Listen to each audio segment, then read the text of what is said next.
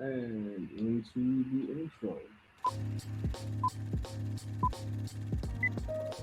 Yo, we live in difficult times. There's war, political unrest, the pandemic, poverty, families being torn, communities ripped by gun violence, and people dying every day. Police, injustice, it's all bringing so much pain. But y'all, we can look inside our minds and we can understand who we are, become better, and do this thing like we've never done it before. But it all starts with our mental health, and I know we can do it. I believe in you because I believe in me, and I believe in us.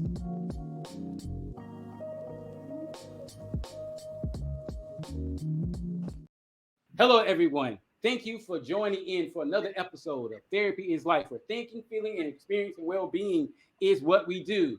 Today, we have a special episode. We want to talk about the recent incident that occurred with Tyree Nichols, the 29-year-old man who was beaten by the police officers in Memphis, Tennessee. Such an unfortunate situation. And I got to admit, being a father, being a black man, it made me feel so angry. Today, I have with me Dr. Bobby Armstrong and Anthony Miller. And I would like to start off this discussion because I really want to ask you guys just how you feel about it. And I know, you feeling a lot of things, but I would like to start off by focusing on the family and focusing on their grief. Um, um, Anthony and Bobby, what do you guys think the family is feeling right now? Well, anguish, shock, grief, bereavement. I mean, those are all might be adjectives for the same thing, but they're they might even feel numb in disbelief because their loved one is gone. Um, so this is a time for them to not go against each other, but to rally around one another, and also a time to say, "Hey, when this all blows over, we either as a group or individually or both. When I say both, I mean as a family we go to see a therapist, or individually we go see a therapist. They may need to do that as well, because holding it in, you got to get it out. It's going to weigh down on you. Your organs, everything within you is going to weigh down if you just let it stay in or just cry. Tears are good for a moment, right? But you got to do something after that. So I am compassionate about what they are feeling and experiencing, those negative emotions.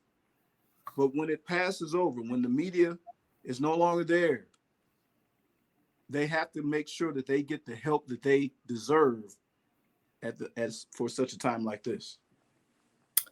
I totally agree. I believe that this family is feeling total despair,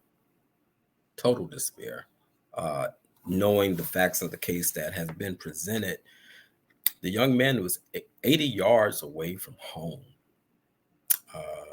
getting beat like a criminal by those who were sworn to protect and serve.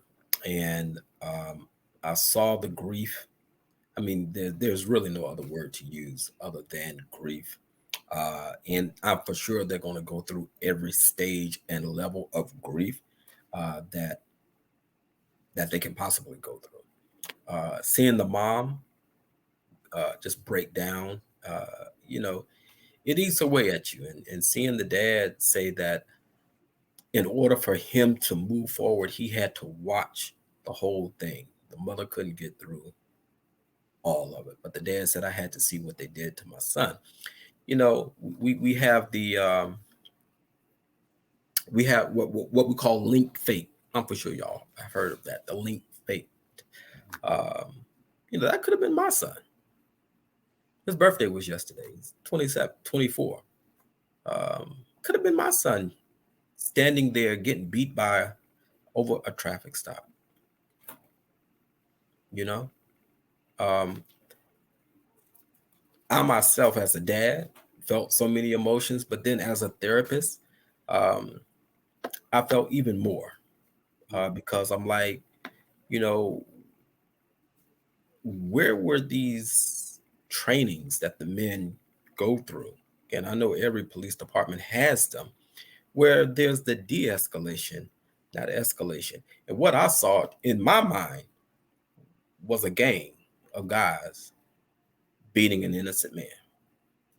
Mm-hmm. That's what I saw. I mean, I watched the entire all 4 videos, the entire thing.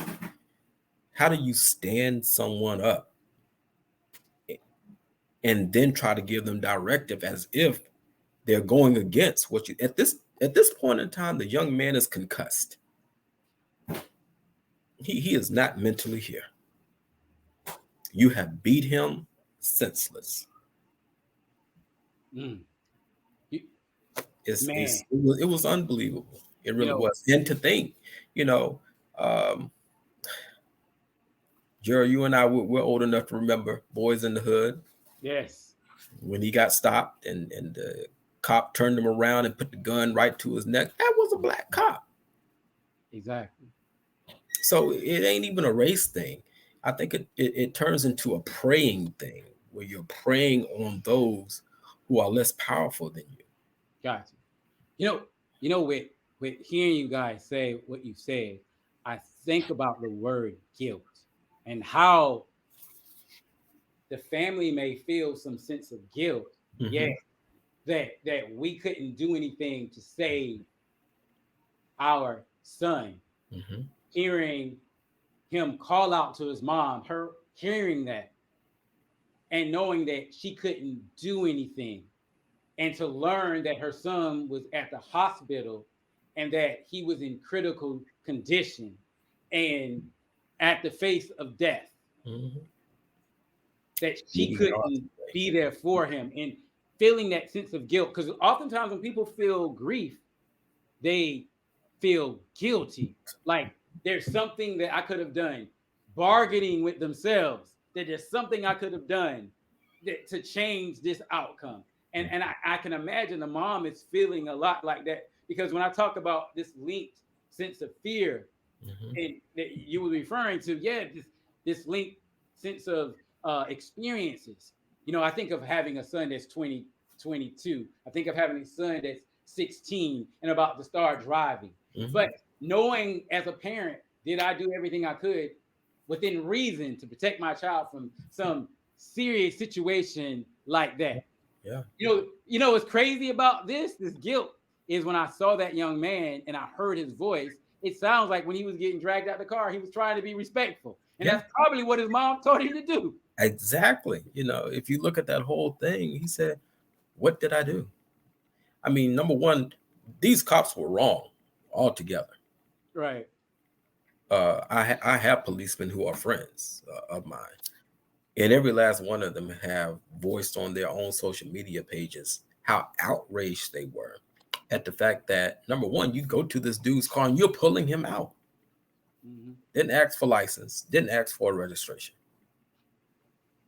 There's no respect of humanity, the humanity of this young man. So already he's scared. Right. And now here's this gang of guys pulling you out of your car, throwing you down on the ground, about to tase you, and you don't even know why. Gotcha. So let me ask you guys this question. We know the family is going to go through this process of guilt, and they're going to feel all the stages of grief, from the shame, the shock, the denial, the anger, the depression. They're going to go through those back and forth, the acceptance. They're going to go through this, but I think it's going to take them a long time because so much is going on. The media, the crowd. Let me ask you this, and then after I ask this, then I want to go back to the police. Do you think that the trial can truly give this family, number one, a sense of closure or justice? I don't think so. Oh, I'm sorry. Go ahead, brother. No, go ahead, doctor. Go ahead, doctor. I'm sorry. I don't think so. I don't think so. Simply because, number one, this was an innocent young man. And you senselessly took his life for what? For what? I just don't. The justice system can't provide enough justice for that. Exactly. I'm sorry. I just don't. Yeah, I agree. The answer is no. The trial, and who's to say they're going to get convicted? That's right. Exactly. Who's to say? Exactly. Yeah. Who's going to say that they're going to get convicted? They have. So I hope they get $50 million. I hope the family gets $50 million. But that's still not going to bring their son back. They just have to find a way, man, through some deep conversations. They're going to have to find through some deep conversations and honest and open conversations with one another and a helping professional to help them reconcile the fact my son didn't do anything and now he ain't even here no more. Mm-hmm. Right. That's going to take a lot of work. A lot of work. Exactly. It's going to take a lot of work. And even if he had done some stuff, did he deserve what he got? Did the punishment meet the crime? Not at all. He didn't deserve to die. He didn't deserve. He didn't deserve any of it. One part of those tapes that really sickened me is the fact that one of those cops, when they were in the neighborhood, the young man is already laying on the ground, handcuffed, defenseless. He cannot defend himself. He is not a threat. And he walks over to him and kicks him as if he's kicking a football. Gosh, no disregard for humanity. What for? What is the excessiveness for? What is he doing now? He can't run. You got it. And then you casually, after y'all have passed him around, beating him. Okay, they passed him around. You drag him over to your car and set him up. The man is, again, concussing. He's clearly not in a state where he can even control himself. He's passing out, and they say, "Hey, man, sit up, sit up, sit up." Do you think he can take a command? Yeah, terrible, terrible. Yeah. And with that being said, let me ask this. What do you think was going on with those 5 cops and the cops that was around and other people that was around that led them to respond in such an egregious manner? What was going on deep inside of them? You know, when I hear this, my thoughts are these are young men who were physically abused. These were young men who were sexually abused. These are young men who didn't have a voice, who were bullied, who didn't have anyone to talk to when they was growing up. These are young men who grew up into big burly men who became cops thinking they was going to protect and serve, but maybe there was something deeper going on inside of them that needed to be addressed. But I really want to say something, and I may be wrong, but go ahead. Say it. Looking at those videos, they bragged about how they beat him. So that's not telling me this is coming from a emotion of taking out frustration on a man because you were abused as a child. That's ego. That's ego. That's you preying on a defenseless person because you bragged. All of them bragged.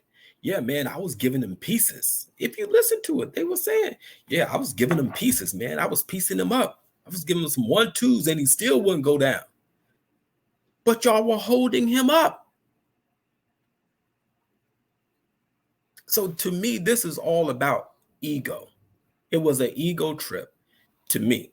That's just how I see it. It was an ego trip that these guys went on and they wanted to somehow make him an example. Because he ran from them, he got away from them? Yeah, I mean, yeah, but now we got you. We found you. So now that you ran away from us, it's the old, we talked about this a few moments ago. that old mentality of, if you running from us and we get you, we got you. So I don't think I'm gonna disagree with you, McGee, if all the things that you mentioned about maybe these cops experienced when they were coming up in their formative years. And maybe they did. Because some people that I have counseled have been physically abused by a parent, and they grow up to be the most gentlest parents. Mm-hmm. And then some, they do heinous things to kids. Mm-hmm. So not everybody who's been abused, no matter how the abuse occurs, no matter what the format, they don't always grow up to do to others what's been done to them. They do just the opposite. The opposite. Right. These men, males, I'm not going to call them men, total lack of regard for life. And I think, man, it's just the mentality. We can do what we want. We are not going to be brought to justice because of our skin color. We not going to be, we can kill anybody, especially those people. Yeah. We can kill them and nothing's going to happen to us. And they may feel we're going to get away with murder. We're going to get away with murder. Yeah, they feel like they have an advantage because it was black on black. I gotta admit, y'all, when I saw them standing there, I couldn't hear everything they were saying, but it almost felt like they were doing their regular. Like this is something that they do. And it wasn't like a big deal. Like, man, you see this guy?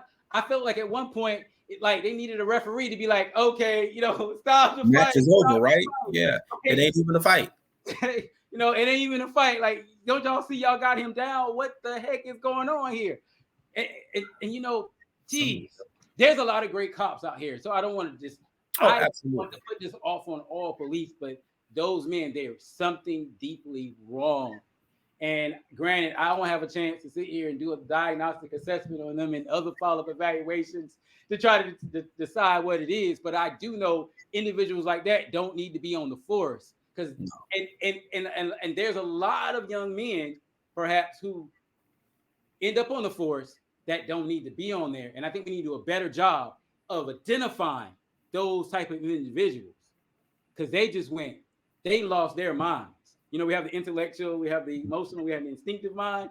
Their intellectual mind shut down completely. They was all in this emotional space and they was operating there that whole time.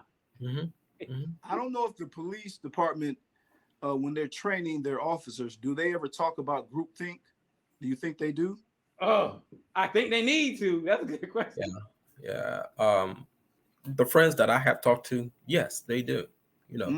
Luckily here in Greensboro, we have a mental health unit where if there seems to be a person having some kind of mental health breakdown, mental illness breakdown or something, they'll dispatch those who are trained in the mental health field to kind of handle it, de-escalate it, and, control the situation. This, what I saw in Memphis, there was no control of a situation.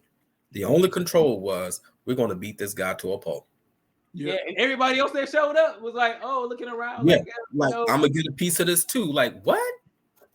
Like one guy said, move back. Let me get in there. And he went kicking the dude. For what? What has he done to you? The man is on the ground. You kicking the man on the ground, handcuffed? Yeah, it's tragic. I got one other question for you guys. The vicarious trauma that we all experience in hearing about this story and seeing it.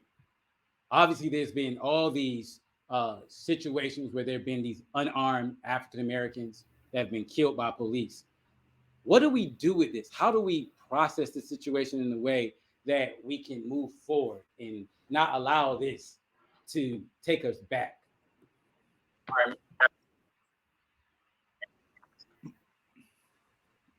I don't know.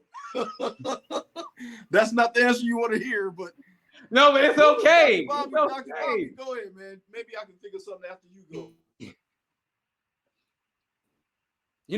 I think we really need to keep it real and have honest conversation about what's going on. we oftentimes want to fluff or act like these are not issues that we have. But I know it's 2023, and there's still a lot of work we have to do with race, social economic status, and this is on a social level. We still have to own the fact that we have problems in this area. And as long as we got people acting like this is America and everybody has equal opportunity and space and everybody is treated the same, we're going to have problems. What we're going to have problems. And Tony, I think we have to, kind of start there, because I don't know if we can always answer stuff when we expect to have an answer on an individual level, but on a societal level, look, we can create an environment where we can improve things so these kind of things don't happen.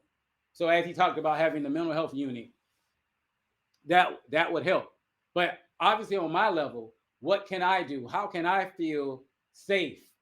Because right now, do you feel as safe when you interact, when you go out around police? Do you feel as safe as you used to feel? Well, that's interesting that you asked that question, because I had to interact with police 2 days ago. I have a vacant rental property, and somebody was taking. Oh man, they vandalized the home, something terrible. And one of the neighbors, I finally got a neighbor to call me if something, if they saw something going down. She called me. I got on the scene, and I saw the gentleman actually go to my door. So I called the police.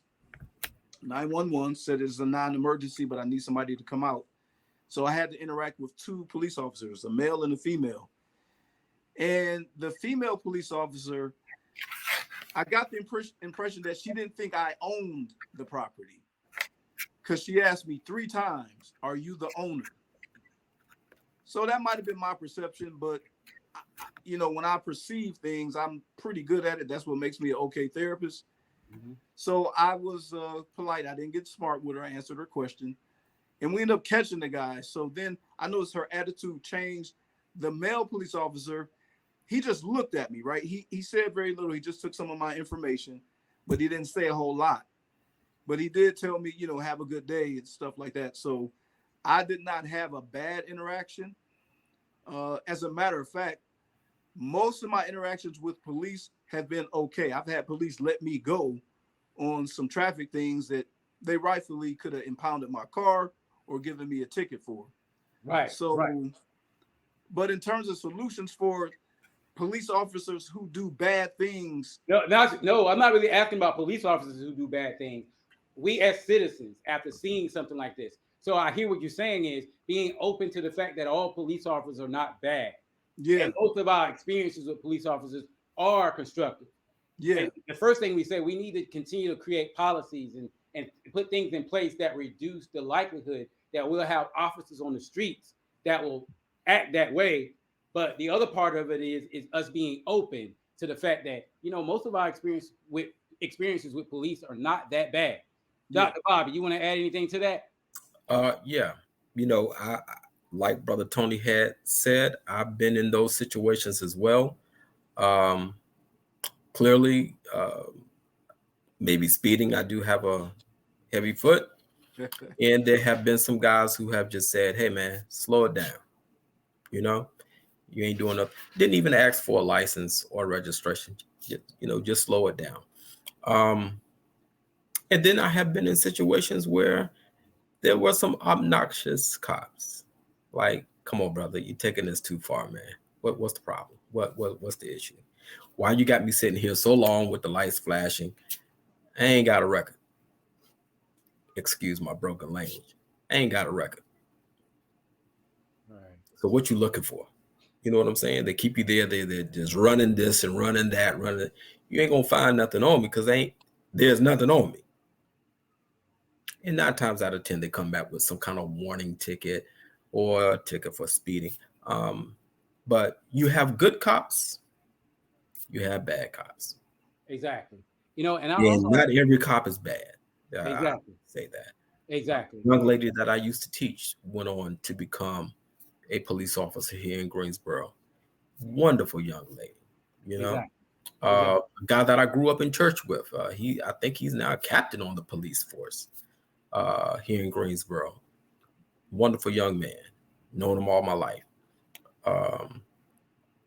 In the Patterson family. You remember the Patterson family? Yes. So that is great. I think it's okay if we protest, long as it's non-violent. Yeah. We have to take out time to self-care. Absolutely. Don't get caught up in the binary thinking that it's good or bad. There's gray area with everything in life, right? So we have to realize that, there was that bad experience with these particular cops, but there's a bunch of other cops that are out there that are good. There are people who are trying to make the laws and rules better. We have to be involved in the political process and pushing for things to change, to get better, and continue to train our young people and utilize approaches that help keep us safe in a world where any day, like a fly on a piece of crap. You never know when you're gonna run into a cop. It's like that fly. And so that's always true.